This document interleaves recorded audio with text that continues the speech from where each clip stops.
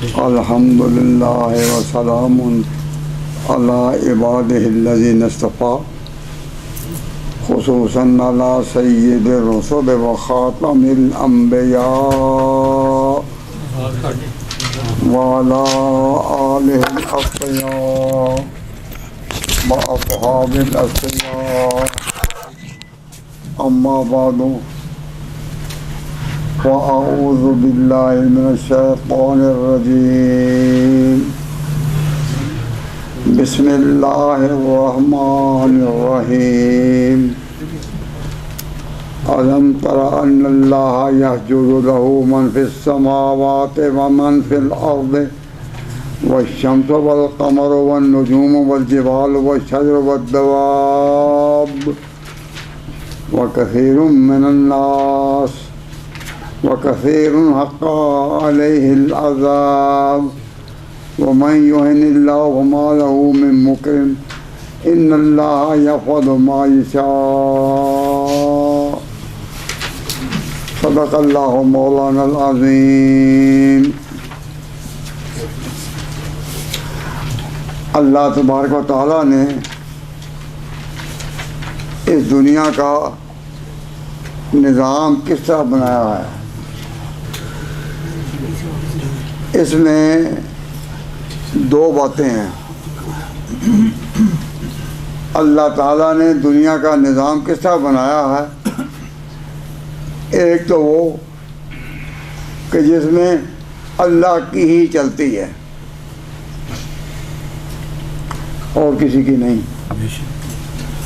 اور دوسرا وہ کہ جس میں بندے کی بھی چلتی ہے. ان دونوں پر انسان اگر غور کرے تو آیتوں کا سمجھنا جو میں نے پڑھی دی ہیں کچھ آسان ہو جائے گا انشاءاللہ. کہ جس میں اللہ کی چلتی ہے وہ ہے پورا نظام کائنات, صرف اللہ کی چلتی ہے. مثلا پچھلے ہفتے کے دن اس وقت میاں صاحب جنو میاں زندہ تھے. ان کو ہسپتال میں دیکھ کر مل کر میں آیا, اور آج وہ نہیں ہیں. منڈے کو ان کی وفات ہو گئی تھی. اب اس کو کتنا ہی انسان اپنے دل پر صدمہ لائے, کتنا ہی دل پر صدمہ ہو, کیوں نہ بوجھ ہو, لیکن آخر میں چلے گی کس کی؟ اسی کی, اللہ کی. کہ جب اللہ تعالیٰ نے اپنے ہاں یہ فیصلہ کر لیا کیا اس کے ختم ہے, تو پھر انسان روئے بھی, تکلیف بھی ہو, احساس بھی ہو, رنج بھی ہو, لیکن اخیر میں چلے گی اسی کی. رونے سے, بار بار فریاد کرنے سے, آہوازاری کرنے سے اور ملنے جلنے سے جانے والا آ سکتا ہے؟ نہیں. تو معلوم ہو چلے گی اسی کی. یہ بھی ایک, اس کو قرآن کریم میں ایک سجدہ قرار دیا. سجدہ ہے یہ. سجدہ کا معنی کیا ہے؟ جھک جانا. تو اللہ تبارک و تعالیٰ کا معاملہ ایسا ہے کہ آخر میں جھکنے کے سوا تمہارے لیے کوئی راہ نہیں.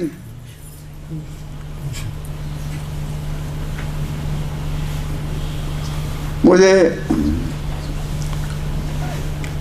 ایک بزرگ کا واقعہ یاد آ رہا ہے. حضرت مولانا محمد شفیع صاحب دیوبند کے جو بڑے صدر مفتی تھے, ان کے والد تھے مولانا غلام یاسین. ان کی وفات کا جب وقت آیا تو انہوں نے اپنے بیٹے کو کہا کہ مولوی محمد شفیع, مرنے والوں کو تو آخر میں بھول ہی جانا ہوتا ہے نا.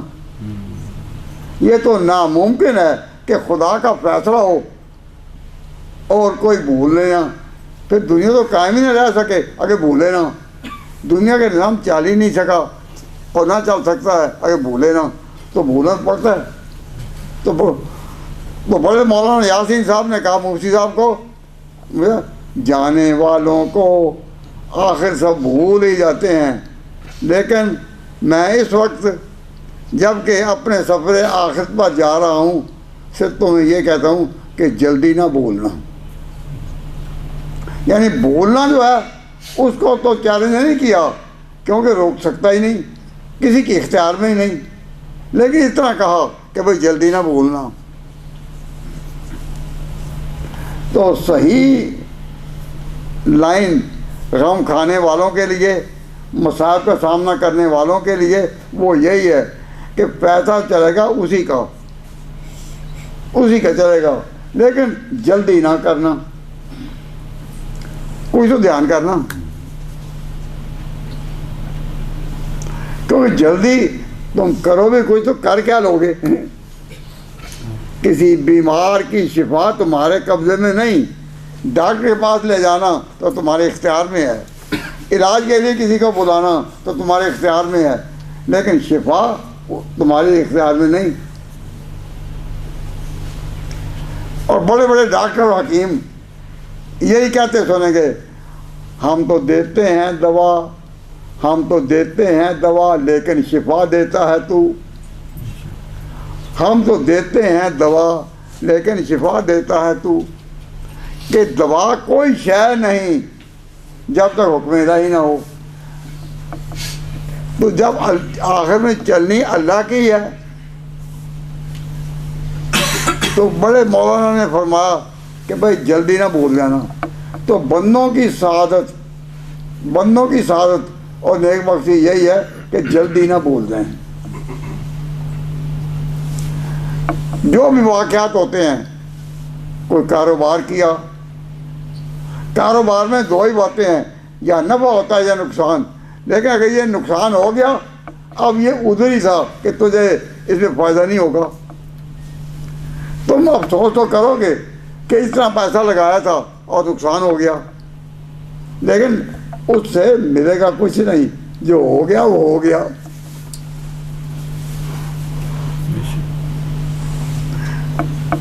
تو دنیا میں صدمے جو آتے ہیں اس میں اللہ کے آگے جھکنے والے وہ کتنے ہیں؟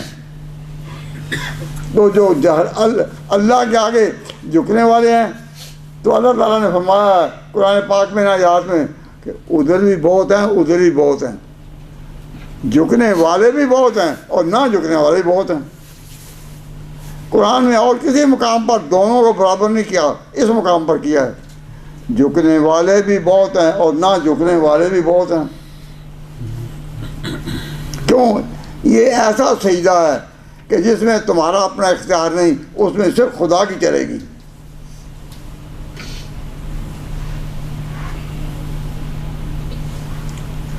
اب جب وہ بات ایسی ہے کہ جس میں صرف خدا کی چلے گی تو اس کو تو رکھو نا، یہ خدا کا ہی حق ہے، اور بندے کا کیا ہے کہ مان لیا۔ اگر تو مان لیا خوشی سے اللہ تیری بات پر راضی، تیری فیصلے پر راضی، تیرے عمل پر راضی، اگر تو مان لیا تو تم ہو گئے ادھر ماننے والے۔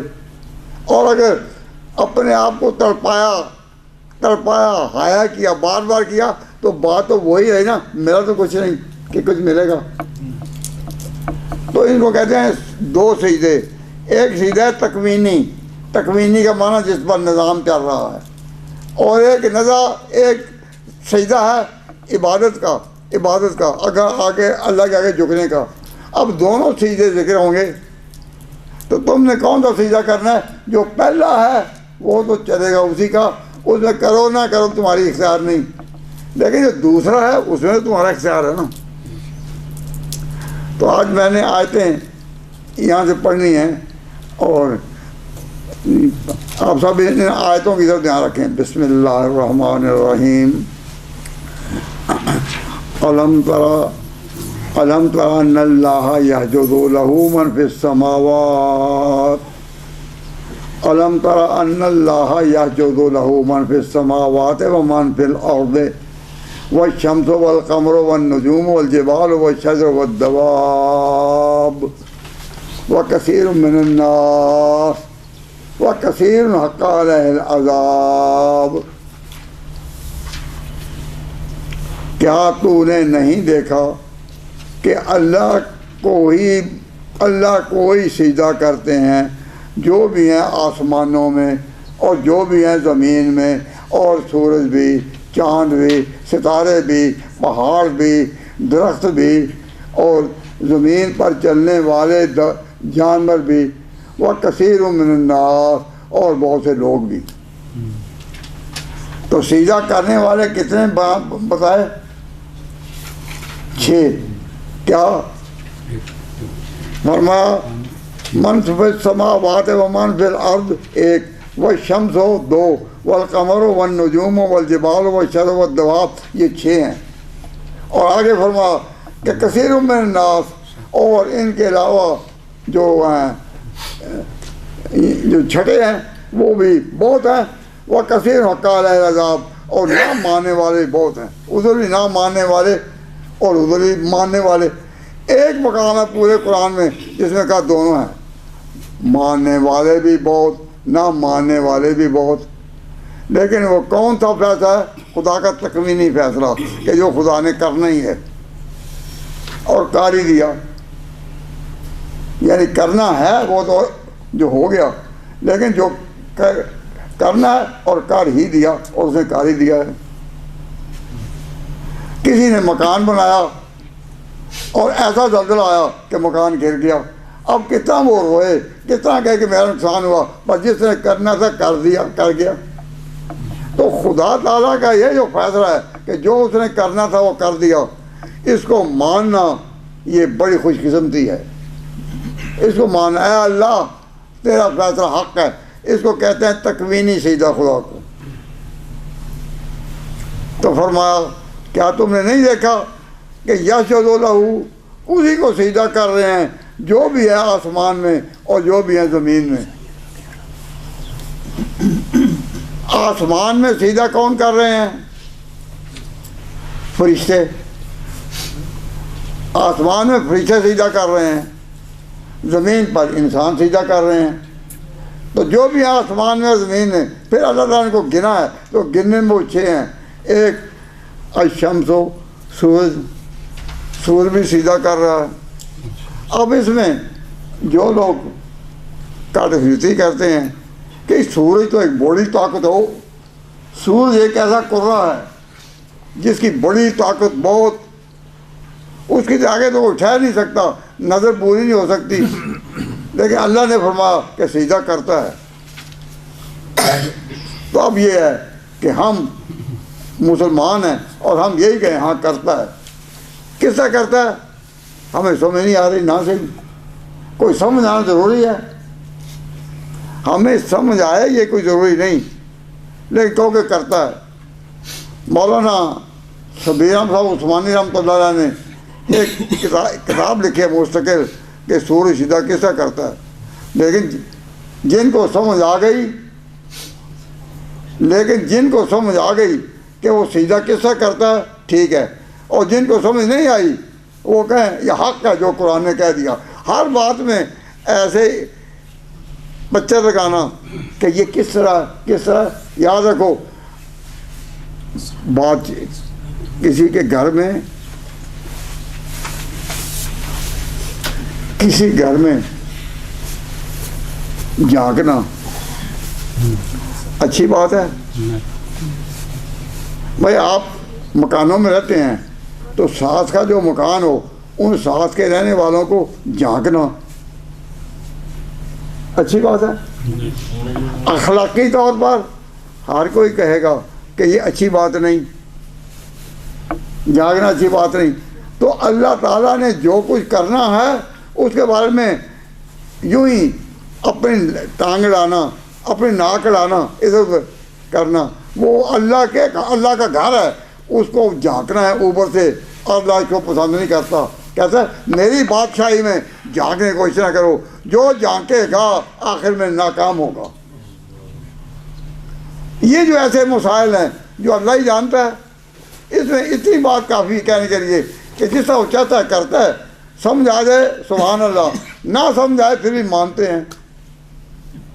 اور اس میں اس طرح کی باتیں کرنا کس طرح یہ ہے وہ بادشاہ ہے تو اس کی بادشاہی میں جھانکنا۔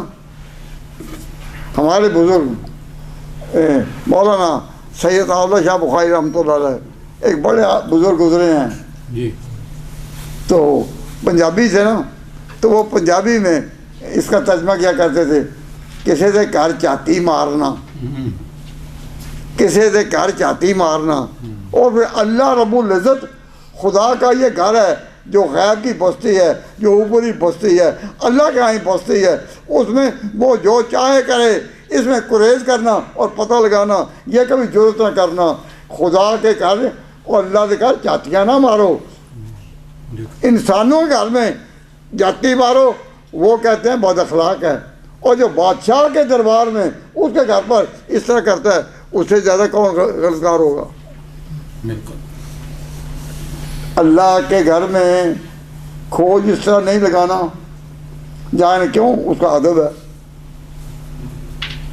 اس کا ادب ہے، اور جو آدمی اس طرح لگاتا ہے اس میں ہمارے ہاں یہ بھی ہے کہ جب کسی مسلمان کو ملو تو اس طرح ملو کہ تمہارے اندر شرم ہے، اور وہ کس طرح ہوگا؟ جب دوسرے کو ملو تو سامنے نظر کر کبھی نہ ملو، اس طرح ملو کہ اللہ تعالیٰ نے شرم کا محل بنایا آنکھوں کو، تو جو شخص دوسرے سے ملتے وقت بھی اپنی نظر رکھے نا اوپر، اللہ تعالیٰ اسے بگڑتا ہے، ناراض ہے۔ نظر اپنی رکھے نیچے تاکہ معلوم تمہارا ادب ہے، تم نے ادب کرنا ہے، نگاہ نیچے رکھنی ہے۔ اس لیے یہ جو لوگ دعوت کا کام کرتے ہیں تو لے کر یہ نکلتے ہیں نا، ان کے جو 6 نمبر ہیں، ان 6 نمبروں میں سے ایک نمبر ہے اکرام مومن۔ اکرام مومن کہ جو بھی مسلمان ملے اس کا اکرام کرو، تو اس کا معنی یہ کہ نظر تمہاری اس کے اوپر بھی عبور کر کے اس کی بےعزتی نہ کرے۔ تو نہیں کہ جا ہی ہو سکتا ہے کہ جس میں اکرام مومن کہا کہ دوسرے کو ملا کہ یہ مومن ہے اکرام کرو، تو اکرام میں یہی ہے کہ آنکھ تمہاری جو ہے وہ بتائے کہ یہ شرم والا ہے۔ شرم کا محل کیا ہے؟ آنکھ۔ تو اللہ تبارک و تعالیٰ نے فرمایا مرد عورتوں کے سامنے آنکھیں جھکا کر، عورتیں مردوں کے سامنے آنکھیں جھکا کر ملیں۔ ٹھیک ہے کہ وہ عورتیں ماتحت ہیں یا نہیں ہیں، اپنی ہیں یا نہیں ہیں، رشتہ دار ہیں یا نہیں ہیں، ہمسائی ہیں یا نہیں ہیں، لیکن یہ کہ یغضضن من ابصارہن، وہ بھی اپنی نظر دبائیں، اور مرد جو ہے وہ بھی دبائیں۔ جس میں حیا ہی نہیں ہے، جس میں حیا نہیں، وہ تبلیغ کے کام میں نکلا ہی نہیں۔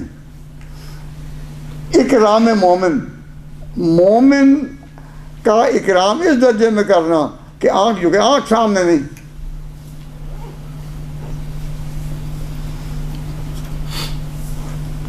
اب میں اس کی تفصیل میں تو نہیں جاتا، یہ سجدے 2 اللہ نے بیان کیے، سن لو۔ علم ترا، کیا تم نے نہیں دیکھا کہ اللہ کو سجدہ کرتا ہے جو بھی ہے آسمانوں میں اور جو بھی زمین میں؟ یہ جو قاعدہ بتایا، اور اس میں سجدہ کرنے والے کون ہیں؟ والشمس والقمر والنجوم والجبال والشجر والدواب، اور زمین پر چلنے والے، اور زمین پر جو چلنے والے حیوانات ہیں ان میں سب سے دانا جو ہے وہ انسان ہے۔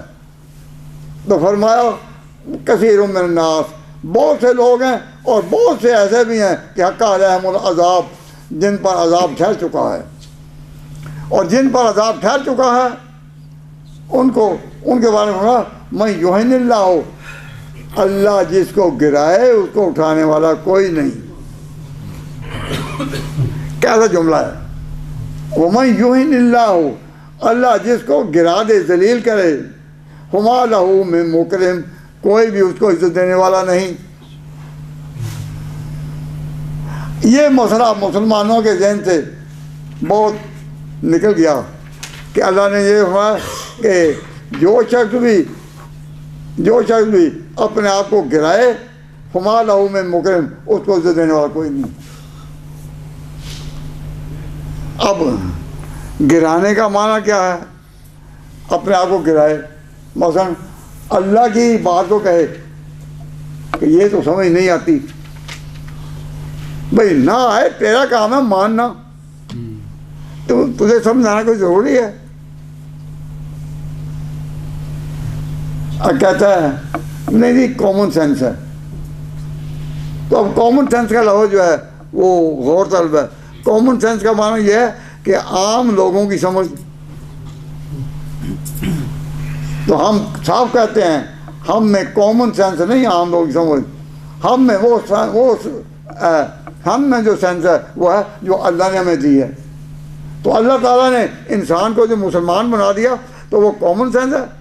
نہ، انسان جو بنا دیا، مسلمان بنا دیا، تو وہ کامن سینس نہیں ہے، وہ خاص سینس ہے جو اللہ نے انسان کو دی، اور جو کامن سینس ہے وہ تو جانوروں میں بھی ہوتی ہے۔ جانوروں کے بارے میں محققین کی رائے یہی ہے، جانوروں کے بارے میں کہ ان میں عقل کم ہے انسان سے۔ شیر ہے، کتنا بہادر ہے، پر عقل اس کی انسان سے کم ہے۔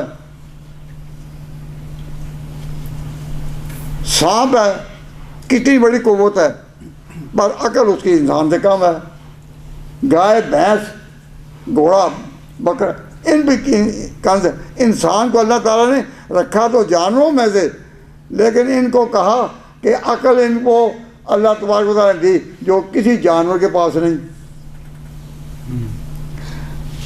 اب جب عقل انسان کو دی جو کہ جانور کے پاس نہیں، تو اس کو چاہیے بھی کہ وہ اس طرح اظہار کرے کہ اس کو عقل ہے۔ اگر دنیا میں وہ انسان بھی اس طرح زندگی ہو سے کر رہا ہے کہ پتہ ہی نہیں چلتا کہ وہ سمجھدار ہے،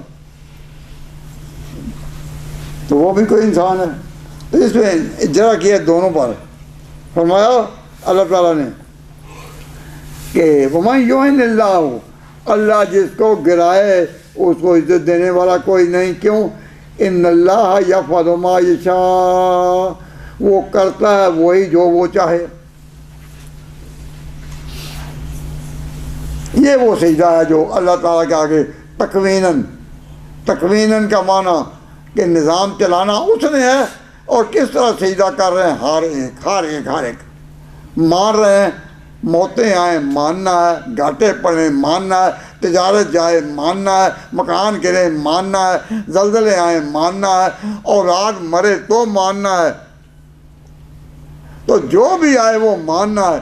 اس سجدے کے بارے میں بالکل شرح صدر کے ساتھ انسان یہ کہے کہ یا اللہ ہم نے بھی مانا، ہم نے۔ اگر انسان کے اندر کوئی پھڑکنے والے ہے کہ نہیں ایسا کیوں ہے، کیوں وہ لڑنے کو تیار ہو جائے، تو پھر تو اندر کی پھڑک جو ہے وہ دل کی دھڑک نہیں۔ اے مومن، تیرے دل کے اندر اللہ تبارک و تعالیٰ نے ایمان کی دولت اتاری ہے، تو تیری تو تم باقی جانوروں سے نظام میں مختلف ہونا چاہیے نا۔ تو اللہ تبارک و تعالیٰ جل شانہ نے ان کیا کہ اب ان کی سزا کیا مقرر کی، وما ہاذان خصمان ہیں، یہ جو دو مدعی ہیں، کون سے؟ یہ چھ جو ہے نا، چھ گنے، شمس، قمر، نجوم، جبال، شجر، دواب، کثیر من الناس، یہ جو چھ گنے ہیں، ان چھ کے بارے میں ہما ہاذان خصمان ہیں، یہ دو ہی ہیں، اختصموا فی ربہم، اور اپنے رب کے بارے میں جھگڑ رہے ہیں۔ فالذین کفروا، ان میں جو منکر ہوئے، قطعت لہم ثیاب من نار، تو ان کے واسطے کپڑے آگ کے ہوں گے، جس طرح کپڑے آگ کے ہوں گے۔ اب اللہ نے جو کہا کہ کپڑے آگ کے ہوں گے، تو کوئی وہ کس طرح ہوں گے؟ تو اس کا آسان جواب تو یہ ہے نا کہ جا کر دیکھ لینا. جو کہنا وہ کپڑے کس طرح کے ہوں گے, تو اس کا آسان جواب کیا ہے؟ جا کر دیکھ لینا. لیکن سمجھنا یہ ہے کہ کپڑے کیا ہیں؟ کپڑے بدن کے ساتھ چمٹتے ہیں, کپڑے بدن کے ساتھ چمٹتے ہیں. تو آگ کے کپڑے ہوں گے, یعنی ایسی آگ ہوگی جو بدن کو چمٹے گی پر مرے گا نہیں. یہاں آگ بدن کو چمٹے تو آدمی مر جائے گا نا, آدمی مر جائے گا. لیکن وہاں جب آگ چمٹے گی بدن کو مگر مرنا نہیں. وہ انسان تو تمنا کرے گا جس کی موت کی, کہ موت آ جائے, پر خدا نے کہا, میں نے خدا کہ قرآن میں پہلے نہیں کہہ دیا تھا کہ سیاب من نار, آگ کا لباس ہوگا پر موت نہیں آئے گی. تڑپو گے موت کو, تلاش کرو گے موت کو, لیکن موت نہیں آئے گی. تو اسے جو کہا لباس ہوگا آگ کا, اس کا معنی نہیں کپڑے, تو کپڑے کا جیسا جمع بدن کے ساتھ چمٹے ہوتے ہیں, ایسا آگ چمٹی ہوگی. اور جب آگ چمٹی ہوگی فرمایا نا کہ فرمایا فالذین کفروا قطعا ثیاب من نار یصب من فوق رؤوسہم الحمیم. اور پھر جب کپڑے ہوں گے یہاں, تو کپڑے بدن پر ہوتے ہیں نا, تو سر کے اوپر کیا ہوگا؟ سر پر تو پگڑی ٹوپی ہوتی ہے نا, لیکن سر کے اوپر تو کوئی اور شے نہیں نا. تو یہاں فرمایا کپڑے بدن پر ہوں گے اور سر پر ابلتا ہوا پانی ڈالا جائے گا, یہ لکھا ہے. مطلب یہ ہے کہ یہ جو سر پر ٹوپی ہے یا یہ ایک لمیٹڈ لائن میں ہے, لمیٹڈ سائز میں ہے, لمیٹڈ وقت کے لیے ہے, وہ نہیں. لیکن یہ فرمایا کہ ثیاب من نار, کپڑے آگ کے ہیں, یصب من فوق رؤوسہم الحمیم, اور ان کے سروں پر جلتا پانی. اور جلتا پانی جب اوپر ڈالا جائے گا نا, اتنا زبردست پانی ہوگا کہ اس کے اندر کے جو کلیجے ہیں, اس کے اندر جو بدن کے اندر چیزیں ہیں, مثلا دل ہے, کلیجی ہے, جگر ہے, جو وہ اتنا پھٹے گا اندر, لیکن موت نہیں. اس وقت موت کو ترسو گے جس سے ڈرتے رہے. تو اللہ تعالیٰ نے فرمایا ثیاب من نار, کپڑے ہوں گے آگ کے, یصب من فوق رؤوسہم الحمیم, ڈالتے ہیں ان کے سر پر جلتا پانی, یصر بہ ما فی بطونہم, کہ فرمایا کہ وہ گل کر نکل جاتا ما فی بطونہم, جو پیٹ کے اندر ہے, والجلود, اور کھال کے اندر ہے, ولہم مقامع من حدید, اور پھر فرشتے کھڑے ہوں گے کس طرح؟ ہتھوڑے لے کر. جب انسان کوئی حرکت بھی اس وقت کرے گا موت کی تلاش میں کہ موت آ جائے, تو پھر ہوں گے فرمایا مقامع من حدید, ہتھوڑے ہوں گے لوہے کے فرشتے ہوں گے, ادھر بھی ادھر بھی. اب انداز کریں, یہ سوچیں کہ یہ کون کہہ رہا؟ اللہ کہہ رہا, قرآن میں کہہ رہا. تو کبھی تصور ہو سکتا ہے کہ یہ بات نہ ہو؟ یہ کہ قرآن سن کر بھی کوئی کہے ایسا کوئی جملہ, قرآن سن کر بھی کہے, تو پھر اس سے زیادہ کوئی بدبخت ہے جب یہ ساری چیزیں قرآن نے بیان کی ہیں. تو اس کا یہ کہنا کہ یہاں جو لوگ جھکتے نہیں, ان کا ایک محاورہ ہے اردو میں یا پنجابی میں, مجھے یاد ہے, میں نے کئی لوگ سنا, دیکھی جائے گی, وہ دیکھی جائے گی, یہ بات ہوگی, وہ دیکھی جائے گی. یہ باتیں کوئی مسلمان کہہ سکتا ہے؟ یہاں قرآن سننے کا مطلب یہ کہ تمہارا ایمان کی حفاظت اس درجے میں تو ہو جائے کہ یہ کہ وہ دیکھی جائے گی.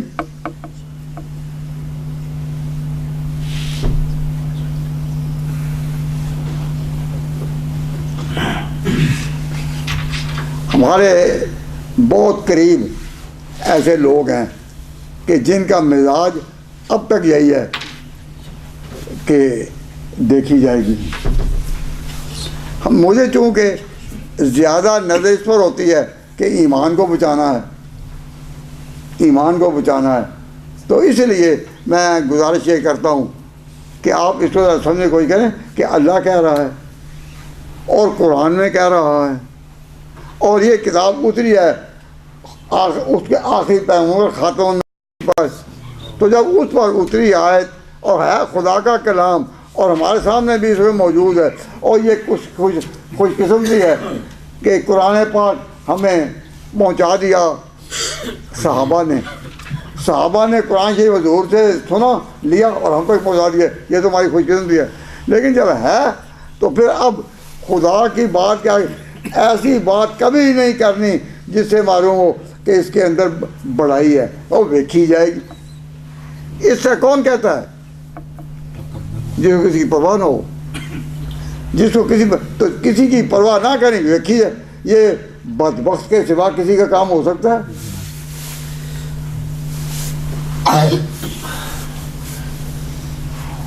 اللہ تعالیٰ سے ڈرو، حاصل سارے بات کا یہ ہے اللہ تعالیٰ سے ڈرو۔ اور یہ آیت کا اور یہ عذاب کا جو نقشہ ہے یہ کہاں ہے؟ آپ نے پڑھ تو لیا لیکن کہاں ہے؟ سب اس کا جواب یہی دیں کہ سورۃ حج میں، سورۃ حج میں۔ اس کا مطلب کیا ہے کہ جس طرح حج آخر میں عمل ہے، انسان کے اوپر جتنے بھی کام ہیں حج آخری عمل ہے، تو یہ سورۃ حج میں ہے۔ اللہ تعالیٰ نے فرمایا کہ جس طرح حج ہے اس سے انسان حج کرنے کے بعد فارغ ہوتا ہے اور اپنی ذمہ داری نکلتا ہے، اس طرح تم اس بات کو سمجھو اور اسی طرح لو جس طرح یہ حج سے تم آئے ہو۔ سورۃ حج میں ہے۔ تو اللہ تبارک و تعالیٰ نے اس کا جو نقشہ یہاں کھینچا ہے، اس میں میں نے جو کہا قصہ نہ کہے، تو اس کا حاصل جو ہے نا وہ نہیں، سوال میں کرتا ہوں صرف جواب دینے کے لیے، بات لمبی نہیں کروں گا، کوشش کروں گا بات چھوٹی ہو۔ دنیا میں سب سے بڑا گناہ کیا ہے؟ گناہ اللہ کی مرضی کے خلاف کوئی بات کرنی، تو سب سے بڑا گناہ کیا ہے؟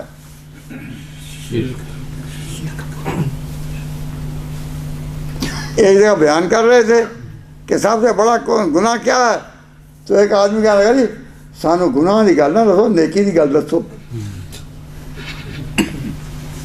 تو میں کیا نیکی کی بات نہیں بتا رہا تھا، یہ بات نیکی کی تھا، لیکن اس نے اپنی زبان میں کہا کہ جی گناہ کی گل نہ دسو، نیکی کی گل دسو۔ تو میں نے اسے کہا پھر قرآن نے یہ بتائی ہے یا نہیں؟ اگر تو قرآن نے بتائی ہے تو میں بھی بتاؤں گا، خواہ تم اس کو نیکی کہو خواہ گناہ کہو، خدا نے تو بتائی ہے۔ جب اس نے بتائی ہے تو ہم تو بتائیں گے۔ تو خیر اس بات کو چھوڑو، میں آپ کو بتاتا ہوں، ذرا غور کریں اور ہوش سے جواب دیں۔ سب سے بڑا گناہ کیا ہے؟ ایک شخص نے جواب دیا شرک۔ شرک، میں نے کہا شرک بہت بڑا گناہ ہے لیکن سب سے بڑا گناہ نہیں۔ شرک بہت بڑا گناہ ہے لیکن سب سے بڑا نہیں۔ پھر پوچھنے والے نے کہا تو پھر سب سے بڑا گناہ کیا ہے؟ سب سے بڑا گناہ ہے کہ انسان میں یہ خیال آ جائے کہ میں بڑا ہوں۔ ذرا سی بات ہو،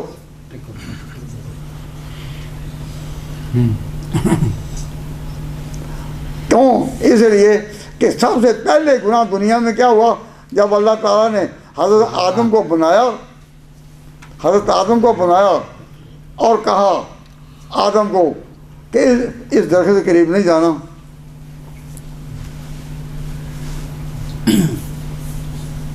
تو آدم علیہ السلام سے یہ لغزش ہوئی اور وہ درخت کے قریب چلے گئے۔ تو اللہ تعالیٰ نے اسی وقت آدم کو آدم اسی وہاں چلے جو گئے تو اللہ تبارک و تعالیٰ نے اس وقت تک شیطان کو نکالا نہیں تھا. اس پر لعنت کا طوق آیا تھا، لعنت کا طوق اس پر آیا تھا، لیکن نکالا نہیں تھا. جب اللہ تعالیٰ نے کہا تھا سجدہ کرو، فرشتوں کا سجدہ کرو، یہ بھی چونکہ فرشتوں میں رہتا تھا اس کو بھی کہا کہ تو نے سجدہ کر. اس نے کہا میں نہیں کرنا. کیوں میں بڑا ہوں. تو اب شیطان نے شرک کیا یا تکبر کیا؟ شیطان نے جب کہا کہ میں بڑا ہوں تو آپ بتائیں کہ اسے بڑائی کا دم مارا ہے، بڑائی کا کہ میں بڑا ہوں، یا شرک کیا ہے؟ اسے شرک نہیں کیا، اسے شرک نہیں کیا. اب وہ رہتا وہیں تھا. جب آدم علیہ السلام اس درخت کے قریب چلے گئے تو چونکہ شیطان وہیں رہتا تھا اس نے وہیں آدم علیہ السلام کو آگے اس سے کچھ باتیں کی. وہ باتوں میں جائیں تو بڑا وقت لگتا ہے، تو میں ان باتوں کو چھوڑتا ہوں. اس نے باتیں کی اور جو باتیں کی تو آدم علیہ السلام لغزش کھا گئے. آدم علیہ السلام نے لغزش نہیں کھانی تھی لیکن اس کی باتوں میں آ گئے. جب اس کی باتوں میں آ گئے تو پھر اللہ تبارک و تعالیٰ جل شانہ نے کیا حکم دیا آپ سن کر عجیب. اللہ تعالیٰ نے کہا تینوں اترو. اب تینوں اترو. اے بے تو یہ جمع کا صیغہ ہے نا. اے بے تو تینوں اترو. کون؟ آدم بھی، حوا بھی اور ابلیس بھی. ابلیس کو اللہ نے تو نہیں نکالا تھا وہاں سے، اپنی نافرمانی کے باوجود اس کو رہنے دیا. اس سے اندازہ کیجئے کہ اللہ تبارک و تعالیٰ نے جب موقع تو کہا اترو تینوں ہی. اب انسان کا ساتھی کون بنا؟ ابلیس ہی. آدم اور حوا تو دونوں انسان تھے نا، لیکن یہ جب اترے تینوں ہی تو یہ دونوں کس کے ساتھی ہوئے؟ شیطان کے. اب دنیا میں جو بھی انسان جاتا ہے وہ انسان کیا ہے کہ جا ماں باپ آدم اور حوا ہیں اور ساتھی ابلیس ہے. ابلیس اس طریقے سے ہر ایک پر مسلط ہے. اور جو ابلیس کو نہ سمجھ پائے تو اس کو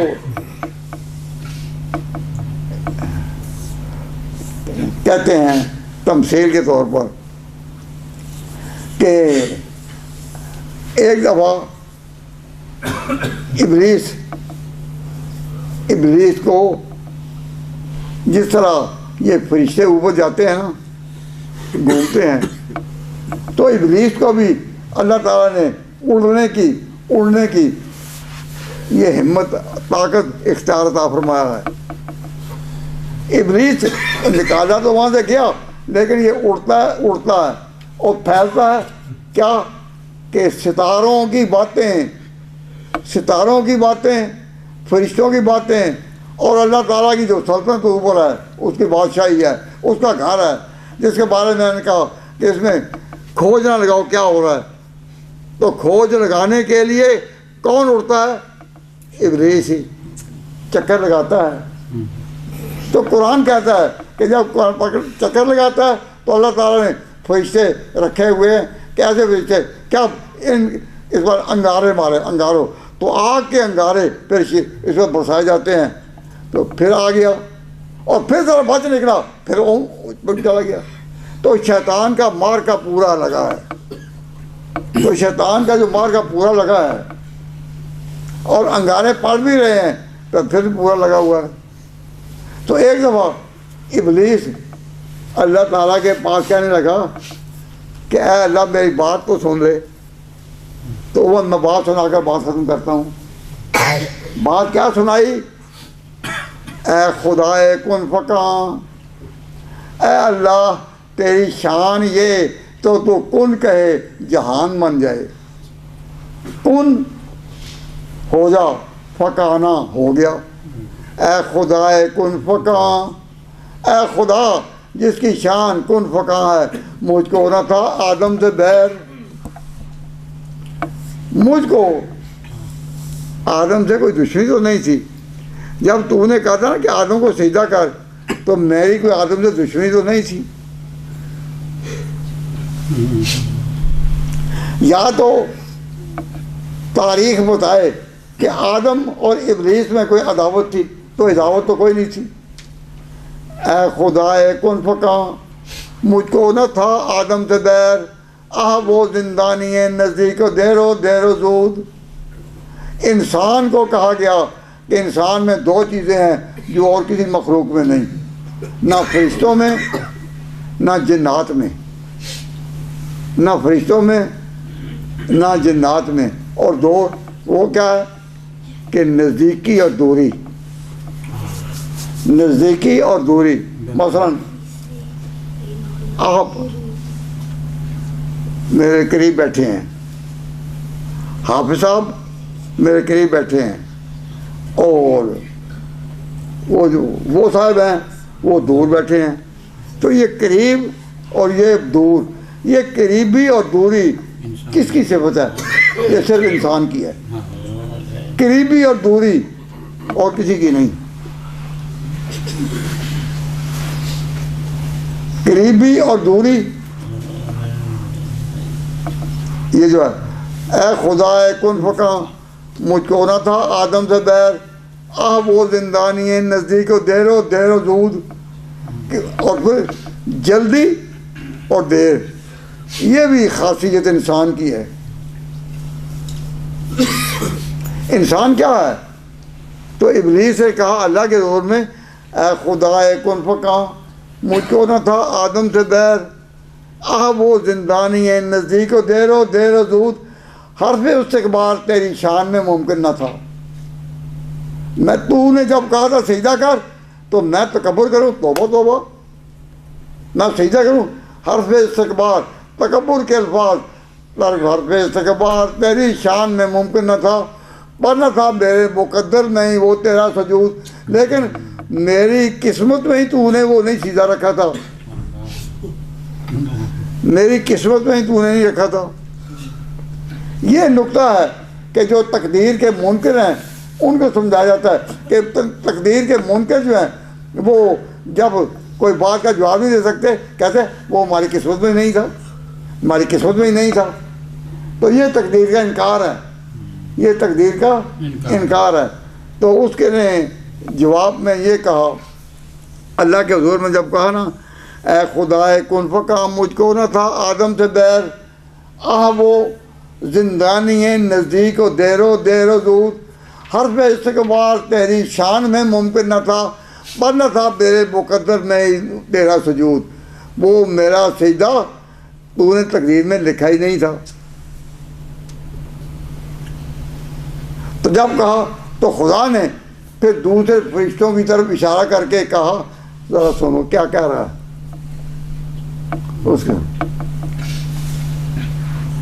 اس نے اللہ نے پھر اس کو ایک سوال کیا، کیا کہا کہ میری قسمت میں ہی تو نے سیدھا نہیں لکھا تھا. تو اللہ تعالیٰ نے کہا، کب کھلا تجھ پہ یہ راز، انکار سے پہلے کے بعد، کہ میں نے تقدیر میں نہیں لکھا ہوا تھا. اس کا تجھے پتہ کب چلا؟ جب تو انکار کر چکا تھا یا انکار سے پہلے؟ نہیں سمجھے کہ جب تو نے انکار کیا تھا اس وقت تجھے پتا تھا کہ قسمت میں لکھا ہوا ہے؟ نہ، یہ تو تجھے پتا چلا جب تو انکار کر چکا. تو سوال یہ کہ کب کھلا تجھ پہ یہ راز، انکار سے پہلے کے بعد. تو پھر خدا نے سب فرشتوں کے سامنے کہا، بس یہ فطریں سے کھلائی ہے یہ حجتوں سے، ظالم اپنے شور لائے سازاں کو خود کہتا ہے دودھ. تو اللہ تعالیٰ نے پھر فرشتوں کو بتایا کہ یہ کمینہ ہے، کمینہ پست یہ فطرت، اس کی فطرت بہت پست ہے. اس نے یہ بات تو سکھائی ہے کہ کام تو کرنے اپنے ارادے سے اور کہاں تقدیر میں تھے ہی نہیں. تو پست یہ فطرت نے، پست یہ فطرت نے سکھلائی ہے یہ حجت سے ظالم اپنے شعلہ سوزاں، کہ شعلے مارتی آگ جو ہے وہ ایسے نکلی اور کہتے نہیں یہ تو دھواں ہی تھا. شعلی نار کو دھواں نہ کہو، شعلی نار کو دھواں کہنا جو ہے وہ ایک اپنی پستی فطرت کی دلیل ہے. تو اللہ تبارک و تعالیٰ کی شان میں جو باتیں ہیں یہ اس میں ذکر آ رہی ہیں. تو میں آپ حضرات کو اس طرح توجہ کرنا چاہتا ہوں کہ آپ کون ہیں؟ اللہ کے ماننے والے، اللہ کے ماننے والے، یہ ایمان رکھنے والے کہ جو اللہ نے کہا اس کتاب میں حق ہے، جو خدا نے کہا وہ حق ہے، سمجھ آئے خیر، نہ آئے تو بھی حق ہے. اور ہم نے ماننا ہی ماننا ہے، ماننا ہی ماننا ہے، اور جاننا ضروری نہیں. آپ اس کو نہ جانیں لیکن ماننے میں کیسا نہ ہو، جاننے میں فرق آ جائے پر ماننے میں نہ آئے. تو حاصل کلام کا یہ تھا کہ سب سے بڑا گناہ جو ہے وہ ہے غرور اور تکبر، کہ بڑا نہیں بننا. اب جو شخص یہ کہتا ہے کہ میں بڑا ہوں، اس کو اردو میں کیا کہتے ہیں؟ برا نہ بنائیں تو میں کہہ دیتا ہوں، کہنے والوں کی نیت کو یہ نہ ہو، لیکن اس کو کہتے ہیں چودھری. چودھری کا معنی میں بڑا ہوں، یا اردو میں کہتے ہیں نمبردار. گاؤں میں نمبردار، سارے گاؤں والوں کا چودھری. اور چودھری کا معنی کیا ہے؟ کہ میں بڑا ہوں.